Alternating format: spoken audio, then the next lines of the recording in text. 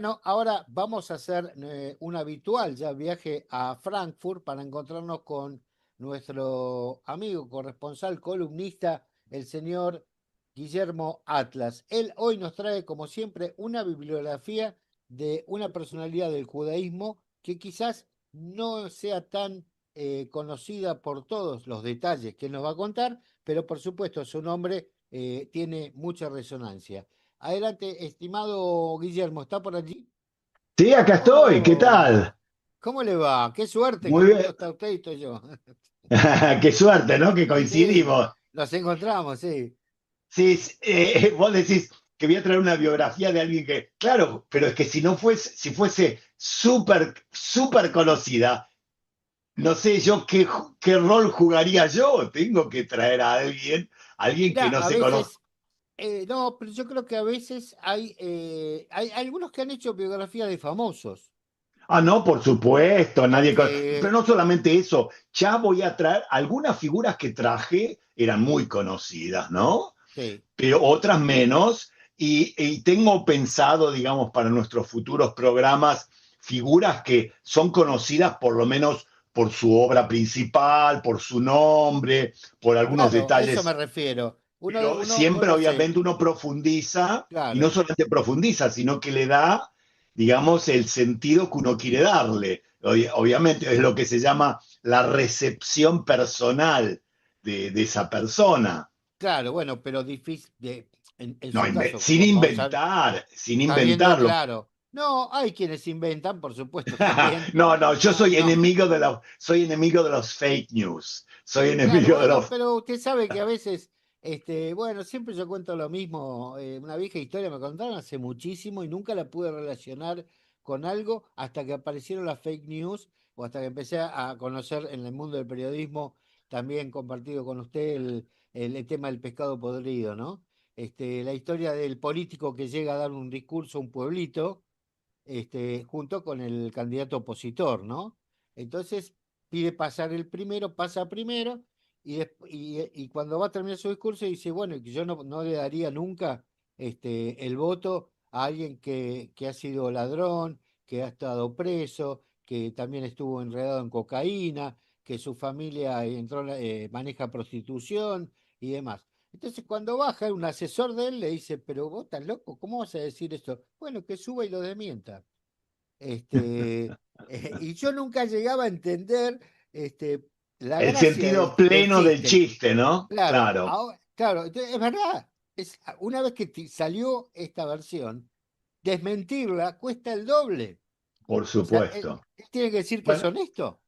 esa- bueno, acá no voy a revelar nada en especial, ni es mi Ok, intención, ni tampoco voy a traer chismes de nadie. Solamente lo que quiero es que nuestros amigos sepan por lo menos quién fue Clarice Lispector. Ahora la nombro directamente para que, digamos, se familiaricen un poquito y si tienen ganas, para que la lean sobre todo. Clarice Lispector, ¿no? el inspector es Nació todo junto, ¿no? Lispector, ¿sí? Ah, Lispector, porque, Clarice. porque también podría haber sido Liz Spector, porque Ah, Spector no, no, también no es. se llamaba Liz, no, no, Lispector, Ok, ¿no? Lispector, ¿no? Un nombre típicamente judío de Europa del Este. Nació en realidad ella nació en Ucrania, ¿no? ujú, Y llegó a Brasil siendo un bebé. Siendo un bebé. Ella nació en 1920, después de la Revolución Rusa, y murió muy joven, pobre, en Río de Janeiro en 1977, es decir, con 57 años murió. ajá. Creció en Recife y luego en Río de Janeiro. En realidad, su nombre original, o sea, en Brasil se empezó a llamar Clarice Lispector, pero originalmente se llamaba Jaye, ¿no? Muy común en Argentina y en Brasil que las claras o clarisas, eso es la traducción de Jaike o de Jaye. No sé por qué, Ujú. no hay ninguna relación, porque Jaya sabemos lo que quiere decir, ¿no? Pero, y Jaya, Clara, viene de vida. de vida, por supuesto, y digamos, y Clara no tiene nada que ver, ni Clarisa. Pero vos sabés que muchos nombres adaptados del Yiddish a lenguajes europeos, a idiomas europeos, tiene más que ver por afinidad fonética que por significado.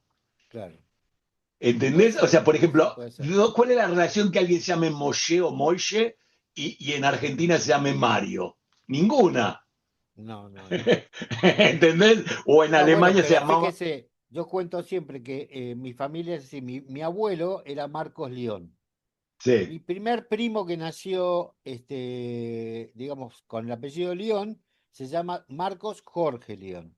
El sí, segundo, Mario León. El tercero soy yo que vuelvo a ser Marcos León y sí, atrás mío sí. está Marcelo León. Pero Pero seguramente tu todo, abuelo, no, seguramente tu pero abuelo se llamaba Moshe. no, en Yiddish todos somos Meir. Ah, Meir. Bueno, también con M, ¿te das cuenta? No por Moshe, sino Meir. ¿Qué tiene que ver Marcos con Meir? Nada. Solamente los dos empiezan. Y escúchame, les voy a confesar algo. Me llamo Guillermo porque una abuela de mi mamá se llamaba en yiddish Gittel, que quiere decir Toba, ¿no? Toba, el nombre Claro, Toba en está bien. Ibrit, la buena, ¿no? Sí, Y Toba. yo solamente me llamo Guillermo porque Guillermo. ¿Qué tiene que ver? Es absurdo, ¿te das cuenta? Sí, Por eso, bueno, volvemos. Hay una pequeña charla sobre los nombres, sí. cómo se transforma. Después, Qué algún lindo eso. día, Una linda haceme, charla, sí. haceme acordar que les cuento un chiste. Si tenemos Bueno, tiempo, no, ah, bueno, no sé si pega con la biografía esta que no es tan divertida. Ok, bueno, o sea, dele usted. ok. Adelante. Clarice Lispector se llamaba Haye. En Ucrania, Pinjasivna, o sea, el papá se llamaba Pinjas. Entonces, claro, Lispector. En Brasil se empezó a llamar Clarice Lispector, ¿no es cierto? Había nacido en Podolia, justo donde viene la familia de mi mamá, en Ucrania. Digamos, su biografía, algunos dicen, podría leerse como una historia de exilio, de desarraigo, pero en la historia, como de costumbre, siempre les traigo algún bajón a ustedes, ¿no? Ya les conté de Cindy Ozick. No hay nada épico en la biografía de Clarice Lispector. No hay un lugar perdido para que ella soñaba con volver, ni una memoria, digamos, en su literatura en torno a la pérdida. Hay más bien una vida bastante sin centro fijo, una existencia donde ella no se siente, digamos, en casa en ninguna parte. Ustedes saben que a mí mi tema favorito es lo que yo llamo la intemperie, ¿no? Es decir, alguien que no se convierte, nunca, digamos, autores o personajes cuya, digamos, identidad no es tema de su obra. Es una forma, digamos, de estar en el mundo y no una forma de escribir. Sí, no Esa, raíces, sin raíces. sin raíces, una especie de soledad metafísica. Pero ¿sabés qué? Me acuerdo de un cuadro de Max Chagall, el famoso pintor judío, que se llamaba En todas partes y en ningún lugar, para pintar al judío, ¿no? En todas partes y en ningún lugar. Es decir, como un estado de ánimo que inunda en realidad su obra, no lo expresa, no es explícito, pero está. Creció en Recife, su mamá murió cuando Clarice tenía 9 años. Mm. Es un dato biográfico que no tiene, digamos, un impacto inmediato en su obra, pero claro, esa pérdida deja una huella en la vida de cualquiera y evidentemente de Clarice, que de temprano aprende que lo esencial, lo importante puede desaparecer de pronto y sin por eso tener un sentido especial. O sea, algo se pierde, no es eterno. Eh, en Recife, Clarice también empieza a escribir de chica, de muy joven, empieza a mandar cuentos al diario de Pernambuco. Se los rechazaron porque ya pintaba desde el vamos, porque no contaba historias en forma tradicional. No había trama, no había acción, no había moraleja, había como siempre sensaciones, percepciones, estados. Ese rechazo es casi se podría decir como una especie de lectura anticipada. Escribe algo que el lector, a ver cómo puedo decir, no sabe dónde meterlo, dónde ubicarlo, ¿no?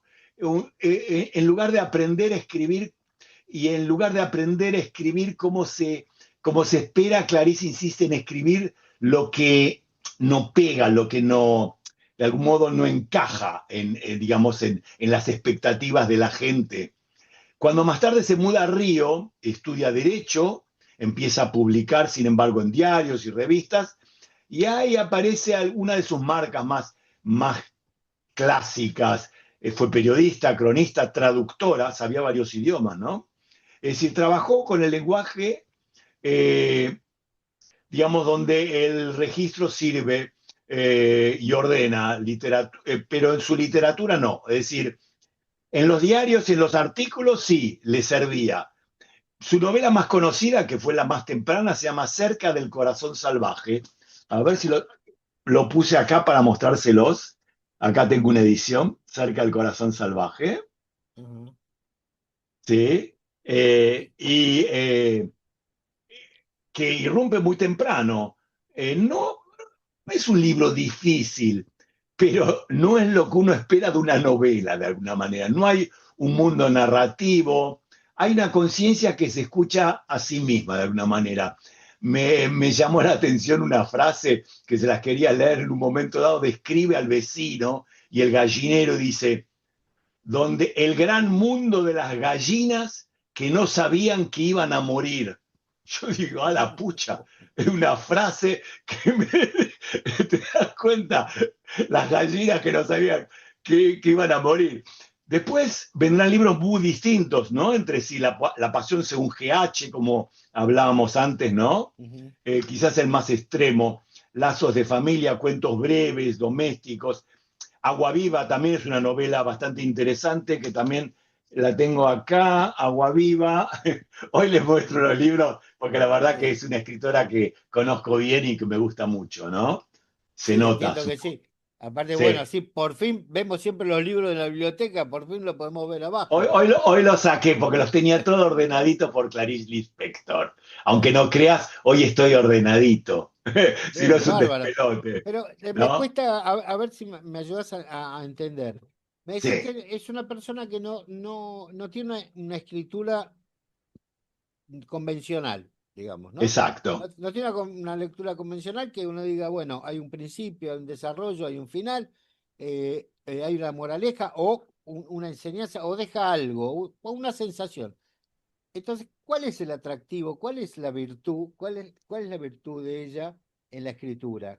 ¿Qué es lo que motivó ella en la Si vos escritura me preguntas eso, yo... para llegar a la por- popularidad, digo, ¿no? No, popularidad nunca fue la popularidad porque es una escritora en realidad para los que aman profundamente la literatura. Es decir, lo mismo que me preguntes qué tiene de virtud leer el Ulises de Joyce, que es un libro que nunca uno pasa de la segunda página. En este caso no es así, no es que es difícil, sino que es una literatura muy moderna, muy de introspección, muy de impresiones, muy de conciencia de la soledad, muy, digamos, de, a ver si me apuras un poco, muy existencialista de algún modo. Ok. Es decir, eso es lo que tiene, son ramalazos, manchitas, cosas. Ella logra con sus libros, no a través de palabras concretas, sino a través de un clima determinado, transmitir esas sensaciones. Eso es realmente, eso lo logra muy poca gente. Es decir, no, ella no construye personajes sólidos, eh, sus frases avanzan, retroceden, se corrigen, se interrumpen, pero no, digamos, sospecha de, digamos, ella sospecha, a ver si me permite decir esto, sospecha de la literatura que suena correcta, prefiere el borde, el límite, donde el lenguaje todavía está buscando una forma. Aunque su vida adulta tiene movimiento, ¿no? Se casa con un diplomático, les cuento, y vive Ujú. fuera de Brasil mucho tiempo, en Europa, en Estados Unidos, ciudades que pasan, Washington, Nápoles, Berna. Clarice se siente más bien, no es que ella le encante eso, ni es una, digamos, como diría Flaubert, una educación sentimental. Clarice, de algún modo, también se siente desplazada en los lugares. Eh, Fíjate que estuvo esposa de un diplomático en Nápoles durante la Segunda Guerra Mundial. Y yo me pregunté cuando preparé esta presentación para hoy, Ujú. ¿qué dijo ella? porque ustedes saben que Brasil, a diferencia de Argentina, no fue neutral en la Segunda Guerra Mundial. Brasil participó en la Segunda Guerra y hubo tropas brasileñas junto a las americanas en el sur de Italia, ¿no? Cuando desembarcaron en Sicilia, después Brasil participó en la lucha contra la Alemania nazi. Ella, digamos, asistió incluso al lado de su marido, como casi hasta como enfermera de soldados heridos en el hospital. Y vos sabés que estuve buscando, a ver, ya sé que conociéndola sabía que en su literatura no había registro de eso, pero busqué Claro.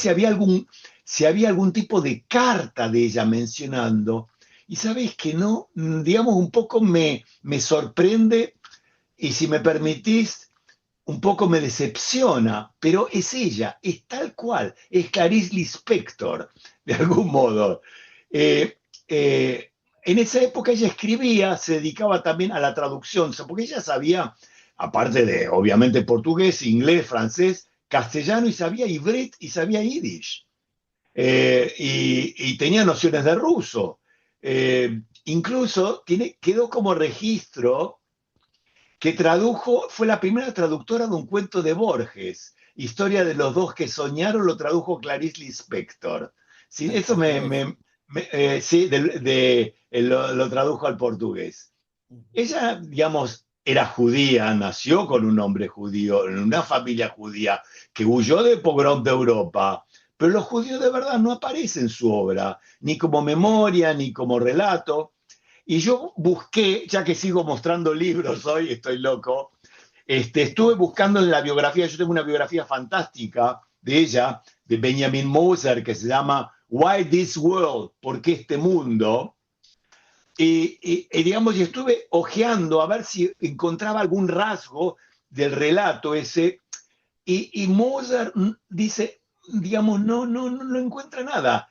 Y lo dice él, no es que se hace el tontito e ignora el tema. Mozart lo subraya implícitamente, señala que Clarice sabía perfectamente dónde estaba, era judía, vivía en Europa en guerra y aún así no tematiza ni siquiera en lo privado la catástrofe judía de forma explícita. Y, y si aparece indirectamente se manifiesta más como extrañamiento o sentirse extranjera, sentirse rara. Es lo único.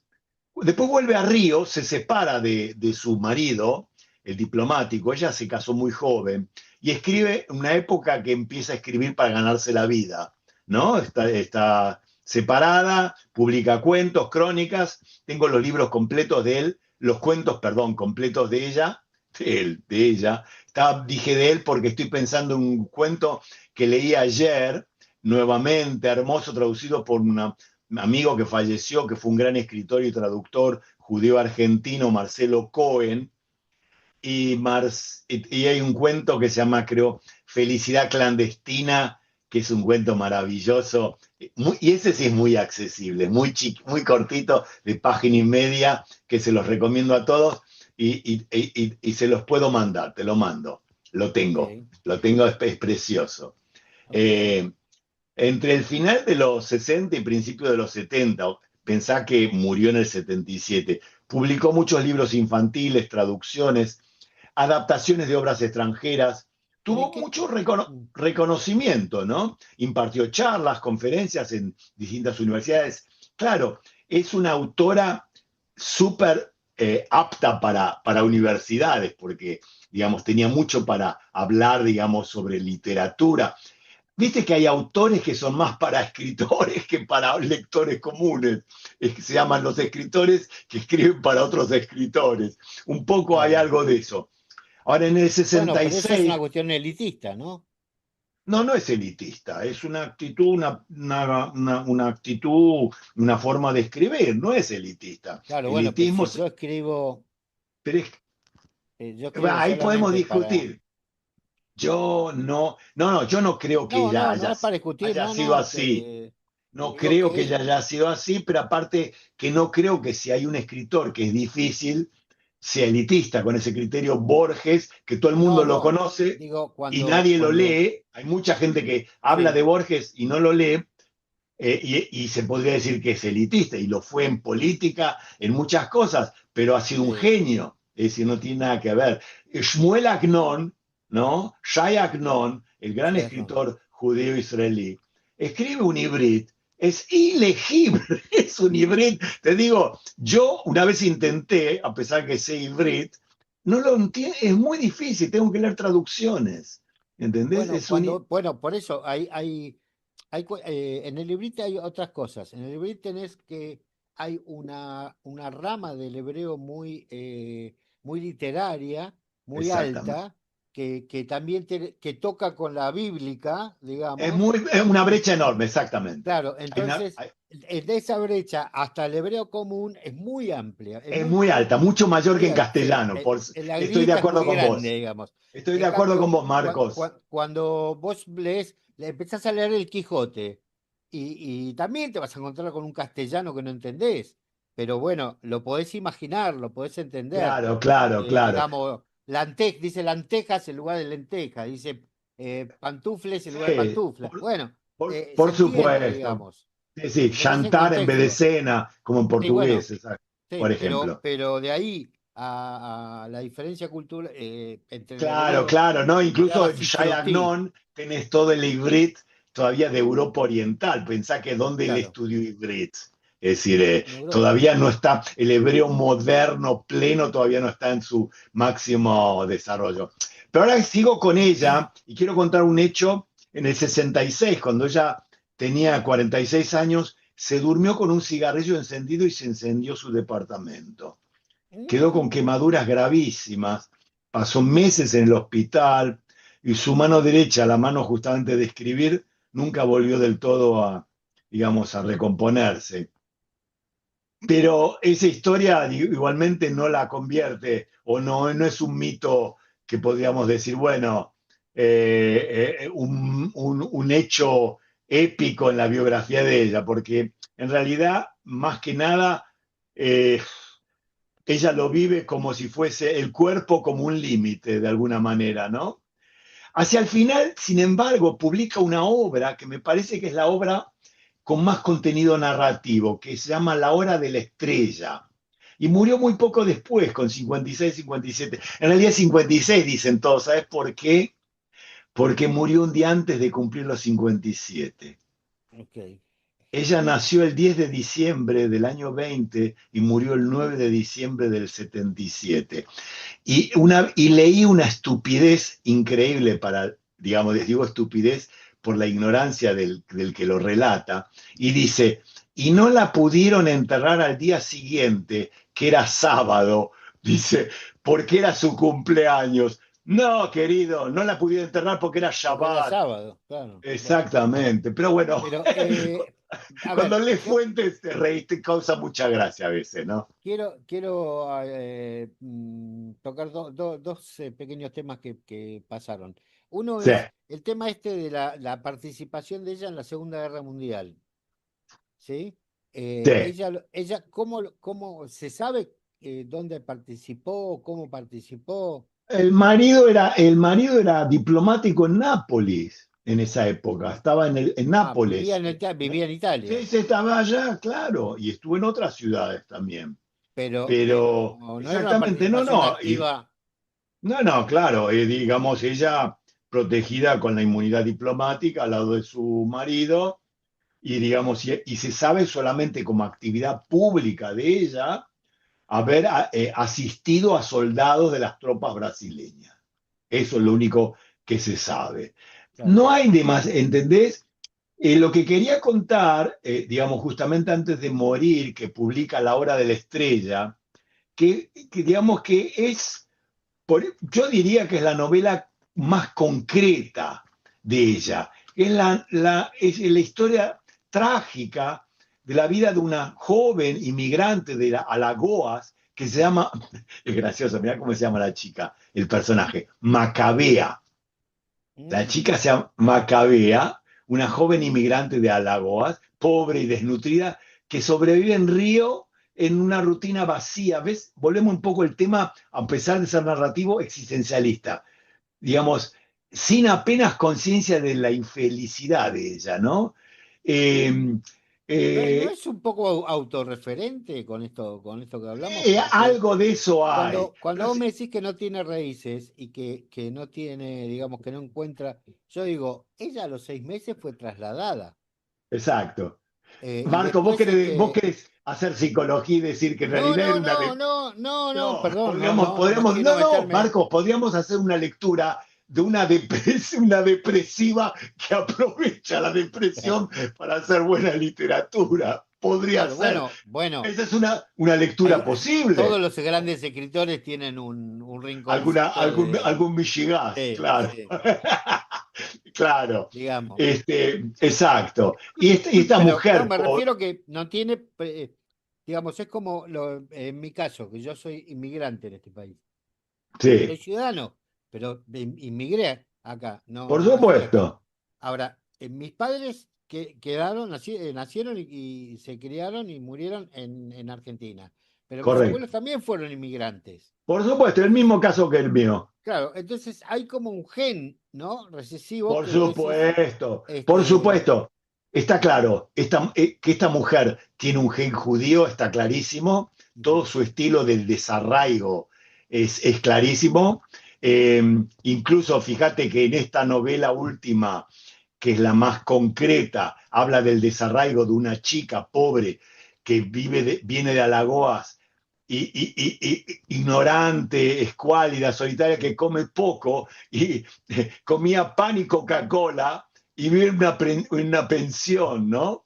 Y es terrible la historia, es una, digamos, digamos, el novio la deja, queda sola, pobre, y al final, cuando parece que todo va a salir bárbaro, visita un vidente que le augura un brillante futuro, sale del vidente y es atropellada por un Mercedes amarillo y alcanza por eso su hora de la estrella en el momento de morir. Por eso se llama así.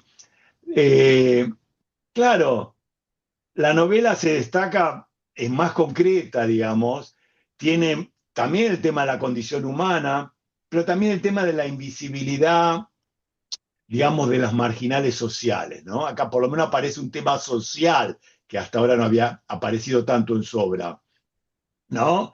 sí, Eh, en esta biografía que les mencioné antes, en Why This World, ¿por qué este mundo?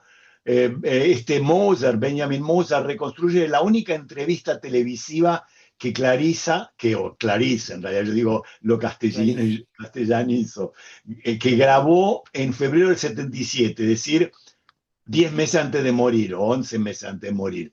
Una mujer enferma, aclaro, si quieren saberlo, ella falleció tan joven de cáncer de ovario.